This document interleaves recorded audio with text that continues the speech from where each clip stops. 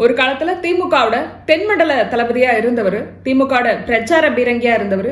திருச்சியை தாண்டினா கன்னியாகுமரி வரைக்கும் தென் மாவட்டங்கள்ல இவரோட பேரை தான் சொல்லுவாங்க. அந்த அளவுக்கு திமுகவுல கோலோச்சியவர். அவர் தான் அழகிரி.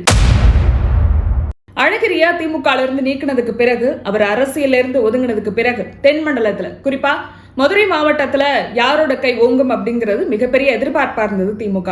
தென் மாவட்ட திமுக தலைகள்கிட்ட ஒரு போட்டி இருந்தது. குறிப்பா பிடிஆர் வர்சஸ் மூர்த்தி அப்படிங்கிறது சமீப நாட்களா நடக்கக்கூடிய ஒரு போட்டி.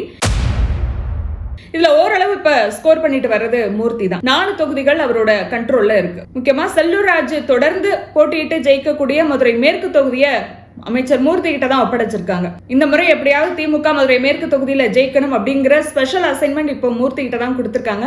அந்த அளவுக்கு பிடிஆரையும் தாண்டி இப்போ மதுரையில கொள்ளச்சக்கூடியவரா மூர்த்தி இருக்காரு. இந்த நிலையில சமீபத்துல அழகிரி ஸ்டாலின் சந்திப்பு நடந்தது. அந்த சந்திப்புல அழகிரி தரப்பு முக்கியமான ஒரு கோரிக்கையை முன் வச்சதா சொல்றாங்க. தன்னோட ஆதரவாளர்களை மறுபடியும் திமுக சேர்த்துக்கணும் அப்படிங்கிற கோரிக்கைய ஸ்டாலின் கிட்ட அழகிரி முன் வச்சார் அப்படின்னு சொல்லப்படுது. எனவே அழகிரி ஆதரவாளர்கள் எப்போ திமுக சேர்க்கப்படுவாங்க அப்படிங்கிறது ஒரு மிகப்பெரிய எதிர்பார்ப்பா இருக்கு. இந்த நிலையில அழகிரி ஆதரவாளர்கள் திமுக சேர்ந்தா அத அமைச்சர் மூர்த்தி விரும்புவாரா அப்படிங்கிற ஒரு கேள்வி முன்வைக்கப்படுது.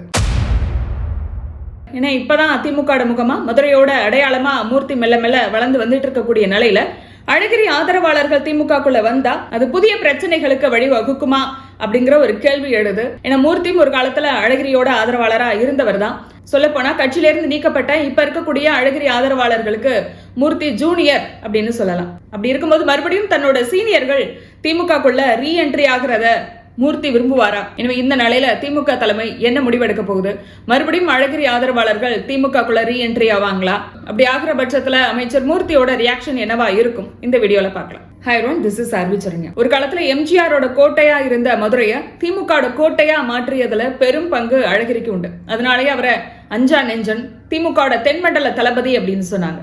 1993 வைகோ தனியா ஒரு கட்சி ஆரம்பிக்கிறாரு. திமுக இருந்து பிரிஞ்சு மதிமுக அப்படிங்கிற ஒரு கட்சி ஆரம்பிக்கிறாரு. அப்போ திமுக இருக்கக்கூடிய முக்கியமான தலைகள் வைகோட கை கோர்க்கிறாங்க. முக்கியமா தென் மண்டலத்துல இருக்கக்கூடிய முக்கிய புள்ளிகள் ஒரு சிலர் வைகோ பின்னாடி போறாங்க. இருந்தாலும் தென் மண்டலத்துல மிகப்பெரிய பிளவு ஏற்படாம, திமுக மிகப்பெரிய பிளவு ஏற்படாம வைகோ பின்னாடி சிலர் போறத தடுத்து தென்மண்டலத்துல திமுகவுக்கு சேதாரம் இல்லாம அப்ப பாத்துக்கிட்டவர் அழகிரி. கலைஞர் கருணாநிதியோட மகன் என்பதையெல்லாம் தாண்டி திமுகவுல இருக்கக்கூடிய அழகிரியால திமுகவுக்கு என்ன பண்ண முடியும், இவரால திமுகவுக்கு என்ன பயன் அப்படின்னு ஒரு விஷயத்த சொல்லலாம். அப்படின்னா 1993 நடந்த இந்த விஷயத்த எல்லாரும் சொல்லுவாங்க. இதுதான் திமுகவுல அழகிரியை அடையாளம் காட்டின அவருடைய முதல் பணி அப்படின்னு சொல்லலாம். இவர் திமுகவுல ரொம்ப பவர்ஃபுல்லா ஆனது. தென் மாவட்டத்துக்கு ஜெயலலிதா போனா முக்கியமா அழகிரியை பத்தி தான் பிரச்சாரத்துல பேசுவாங்க. அந்த அளவுக்கு இவர் திமுக ஆளுமையா மாறின காலகட்டம் அப்படின்னா 2006 இருந்து 2011 வரைக்கும் இந்த காலகட்டம் தான் திமுகவுல அழகிரி கோலோச்சிய ஒரு காலம். அழகிரியார் மாவட்டம் அப்படின்னு சொல்ற அளவுக்கு தென் மாவட்டத்துல இவருக்கு செல்வாக்கு இருந்தது. இன்னும் சொல்லணும்னா தென் மாவட்டங்கள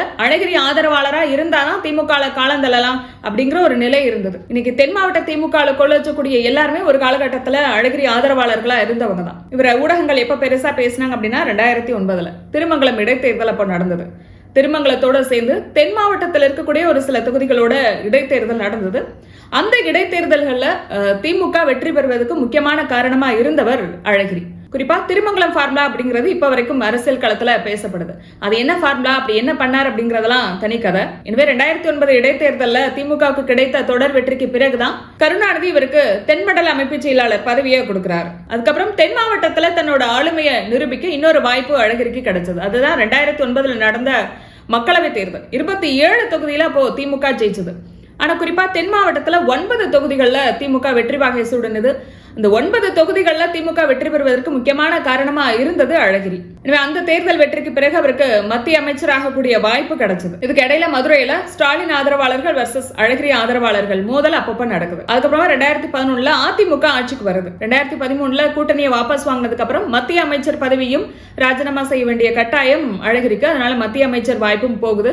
எனவே டெல்லி அரசியலிருந்து மாநில அரசியலுக்கு அழகிரி வராரு. அழகிரி டெல்லி அரசியலிருந்து முழுக்க முழுக்க தென் மாவட்ட அரசியலுக்கு மறுபடியும் திருமணத்துக்கு பிறகு ஸ்டாலின் ஆதரவாளர்களுக்கும் அழகிரி ஆதரவாளர்களுக்கும் இருந்த மோதல்ங்கிறது இன்னும் தீவிரமாக ஆரம்பிச்சது. அந்த மோதலை எங்க காட்டினாங்க அப்படின்னா தங்களோட போஸ்டர்கள் மூலமா காட்டினாங்க. இதுக்கு இடையில ஊடகங்கள் கலைஞர் கருணாநிதியை சந்திக்கும் போதெல்லாம் ஒரு கேள்வியை டிஃபால்ட்டா கேட்கிறாங்க, உங்களுடைய அரசியல் வாரிசு யார் அப்படின்னு. எனவே தென் மாவட்டத்துல திமுக அதிமுக மோதலை விட இவங்க ரெண்டு தரப்பு மோதல்ங்கிறது அதிகமாகுது. ஸ்டாலின் ஆதரவாளர்களுக்கும் அழகிரி ஆதரவாளர்களுக்கும். இது திமுக தலைமைக்கு மிகப்பெரிய தலைவலியா இருந்தது. 2014 நாடாளுமன்ற தேர்தல் வருது. அப்போ தேமுதிகவோட கூட்டணி வைக்க கலைஞர் கருணாநிதி ரொம்ப விருப்பப்படுறாரு. கடுமையான முயற்சிகளை திமுக எடுக்குது. ஆனா இந்த கூட்டணியை அழகிரி விரும்பல. விஜயகாந்த் விமர்சனம் பண்ணி பேசுறாரு. விஜயகாந்த் ஒரு அரசியல்வாதியே இல்ல, அரசியல்ல அவருக்கு ஒரு கண்ணியமே இல்ல அப்படின்னு அவரை விமர்சனம் பண்ணி பேசுறாரு. அழகிரி வைக்கக்கூடிய தொடர் விமர்சனங்களால தேமுதிக கூட்டணிக்கு வராம பின்வாங்குது. 2011 நாங்க திமுக கூட்டணி வைக்காம போனதுக்கு முக்கியமான காரணமே அழகிரி தொடர்ந்து என்ன விமர்சனம் பண்ணதுனாலதான் அப்படின்னு விஜயகாந்தே வெளிப்படையா பேசியிருந்தார். எனவே 2014 திமுகவோட தேமுதிக கூட்டணி வைக்காம போனதுக்கு காரணமா இருந்தது அழகிரி அப்படிங்கறதுனால திமுக தலைமைக்கு மிகப்பெரிய கோபம் அழகிரி மேல இருந்தது. இப்படி ஒவ்வொரு பிரச்சனையா வர வர போஸ்டர் யுத்தம் இன்னும் அதிகமாகுது. ஒரு கட்டத்துல அழகிரி ஆதரவாளர்கள் நீக்கப்படுறாங்க. அதன் பிறகு அழகிரியே நீக்கப்படுறாரு. விஜயகாந்தை திருப்திப்படுத்துறதுக்காக தான் திமுக அவரை நீக்கம் பண்ணிருக்கு அப்படின்னு அதிமுக விமர்சனம் பண்ணுது. இது ஒரு டிராமா அப்படின்னு தேமுதிக விமர்சனம் பண்ணுது. எது எப்படி இருந்தாலும் 2014 அழகிரிய கட்சியை விட்டு நீக்குறாங்க. அதுக்கப்புறம் அவர் கிட்டத்தட்ட ஒதுங்கியே இருக்காரு. அதுக்கப்புறம் கலைஞர் கருணாநிதி மறைவுக்கு பிறகு மறுபடியும் ரீஎன்ட்ரி கொடுக்கிறாரு அழகிரி. பேரணி எல்லாம் நடத்துறாங்க, ஊர்வலம் போறாங்க. ஆனா அது பெரிய அளவுல அவருக்கு கை கொடுக்கல. மறுபடியும் 2024 நாடாளுமன்ற தேர்தல் வரைக்குமே அழகிரி மறுபடியும் திமுகக்குள்ள வரணும் அப்படின்னு அவருடைய ஆதரவாளர்கள் போஸ்டர் ஓட்டுறாங்க. ஆனா எதுவுமே நடக்கல. இதுக்கு இடையில அழகிரியோட ஆதரவாளர்கள் மன்னிப்பு கடிதம் கொடுக்கறாங்க திமுக தலைமைக்கு. ஆனா கட்சி அவங்கள ஏத்துக்கவே இல்லை. இந்த நிலையில தான் சமீபத்துல அழகிரிய ஸ்டாலின் சந்திச்சிருக்காரு. அந்த சந்திப்புல அழகிரி முக்கியமான ஒரு கோரிக்கையை முன் வச்சதா சொல்றாங்க. அதாவது என்ன நம்பியே என்னோட ஆதரவாளர்கள் இத்தனை வருஷம் இருந்துட்டாங்க. அவங்க வேற கட்சிக்கு கூட போயிருக்கலாம், அதிமுகவுக்கோ பாஜகவுக்கோ போயிருக்கலாம். ஆனா என்ன நம்பியே இத்தனை வருஷமா என்னோட விசுவாசிகளா இருந்ததுனால மறுபடியும் அவங்கள திமுகக்குள்ள சேர்த்துக்கணும், ஏன்னா அவங்களுக்கும் குடும்பம் இருக்கு அப்படிங்கிற கோரிக்கையை அழகிரி முன்வச்சதா சொல்லப்படுது. நீக்கப்பட்ட அழகிரி ஆதரவாளர்கள், குறிப்பா மன்னன், இசக்கிமுத்து இப்படியான குறிப்பிட்ட ஒரு சில ஆதரவாளர்கள் மறுபடியும் திமுக சேர்க்கப்படுறாங்க அப்படிங்கிற அறிவிப்பு வெளியாகும் அப்படின்னு எதிர்பார்க்கப்பட்டது. ஆனா எதுவுமே நடக்கல. இதுக்கு முக்கியமான காரணம் அழகிரி ஆதரவாளர்களை மறுபடியும் திமுகக்குள்ள சேர்த்துட்டோம் அப்படின்னா தென் மாவட்டத்துல ஏதாவது பிரச்சனை வருமோ அப்படிங்கிற தயக்கத்தை எல்லாம் தாண்டி இன்னொரு விஷயத்தை திமுக தலைமை யோசிக்குது அப்படிங்கிறாங்க. அதுதான் அமைச்சர் மூர்த்தி. அமைச்சர் மூர்த்தியை பொறுத்த வரைக்கும் அவரும் அழகிரியோட ஆதரவாளர் தான். அழகிரியோட பிறந்த நாள் வருது அப்படின்னா இந்த மதுரையில பெரிய விழா மாதிரி கொண்டாடுவாங்க. அதை முன்ன இருந்து ஏற்பாடு செய்யக்கூடியவர்கள்ல முக்கியமான ஒருத்தர் மூர்த்தி. அதுக்கப்புறம் திமுக இருந்து அழகிரியை நீக்குறாங்க. இனிமே திமுக எதிர்காலம் அழகிரி கிடையாது, ஸ்டாலின் அப்படின்னு எப்போ வந்ததோ அப்பவே அழகிரி பக்கம் இருந்த ஆதரவாளர்கள் பல பேர் ஸ்டாலின் பக்கம் வராங்க. அதுல ஒருத்தர் தான் மூர்த்தி. எனவே மதுரையில அழகிரி இடத்த நிரப்ப முக்கியமான தலைகள் போட்டியிடக்கூடிய நிலையில பிடிஆரா மூர்த்தியா, பிடிஆர் வர்சஸ் மூர்த்தி அப்படிங்கிற பனிப்போர் ஒரு பக்கம் நடந்துட்டு இருக்கும் போது ஓரளவு இப்ப மூர்த்தி ஸ்கோர் பண்ண ஆரம்பிச்சிருக்காரு. மதுரை மேற்குல திமுக ஜெயிச்சே ஆகணும் அப்படின்னு முக்கியமான அசைன்மெண்ட் அவர்கிட்ட தான் கொடுத்திருக்காங்க. ஏன்னா தொடர்ந்து அந்த தொகுதியில செல்லூர் ராஜு தான் ஜெயிச்சுட்டே வராரு அப்படிங்கிறதுனால இப்போ மதுரையில இருக்கக்கூடிய முக்கியமான 4 தொகுதியும் இப்போ மூர்த்தியோட கண்ட்ரோல்ல தான் இருக்கு. அப்படிங்கும்போது பிடிஆரை விட இப்போ மூர்த்தி ஓரளவு ஸ்கோர் பண்ணிட்டு இருக்காரு.